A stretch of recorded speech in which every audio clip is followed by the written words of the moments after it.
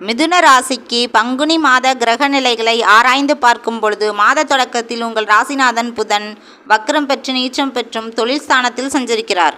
அவரோடு உச்சம் பெற்ற சுக்கிரனும் இணைவதால் நீச்ச பஞ்ச ராஜயோகமும் புத சுக்கிர யோகமும் ஏற்படுகிறது. எனவே பொருளாதார நிலை சிறப்பாக இருக்கும், தொழிலில் லாபம் ஏற்படும்.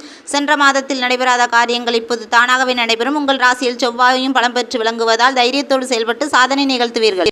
பங்குனி மாதம் 27ஆம் தேதி புதன் மீண்டும் மீன ராசிக்கு செல்கிறார். அங்கு நீச்சம் பெற்று சூரியனோடும் சுக்கிரனோடும் இணைந்து சஞ்சரிப்பதால் நல்ல மாற்றங்கள் வரும் என்றாலும் ஆரோக்கியத்தில் தொல்லை அதிகரிக்கும். அதனால் உடல் நலத்தை பேணி பாதுகாப்பது மிகவும் நல்லதாகும்.